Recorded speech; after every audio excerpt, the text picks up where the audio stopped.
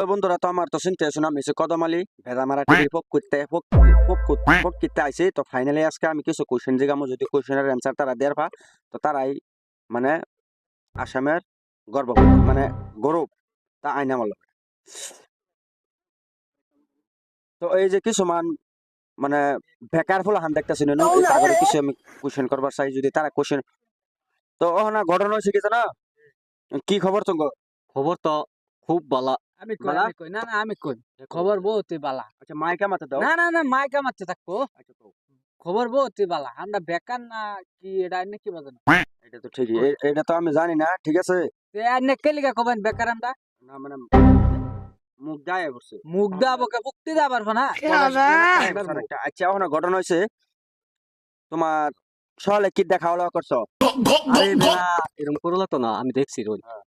সকালে তেলে চিত্ত ফিরা করছেন দেখেছিলাম হুটকিতে সেবা বত্তা করছেন। তুমি কি খাইছো আমি তেলে ফিটা আর আশের মাংস আর তুমি আমি ওরিং এর মাংস দা সাদা খাইছিলাম।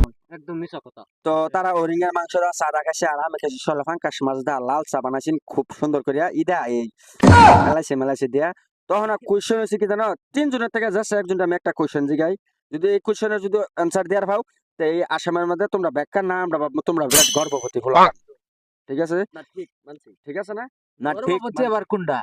গৌরব আসাম বাঙালি কই? রাইট রাইট আমারই গর্বিত।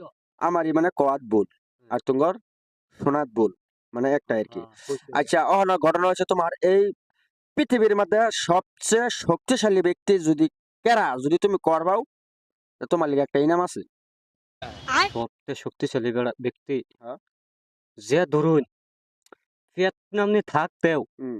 পাত মারার এক্সপ্রেস রাহে হে হয়েছে কি এরা দুনিয়ার মধ্যে নম্বর 1 ব্যক্তি। Right right right answer guys আমি পাইছি এই যে এই মানুষটা আমি বহুত দিনে বিচাইতেছি আমি কইছি না এরকম এই যে আসামের কিছু গৌরব মানে গর্ভবতী ফুলাহান এই যে মানে আসামের মধ্যে গৌরব কেন না গর্বিত ফুলাহান হেই তো আমার বিরাট ভালো লাগছে রাইট অ্যান্সার এলাহান বেড়া কোনো জীবনও সাকসেস হওয়ার পাইতো না ছেড়ারাই অ্যান্সারের মানে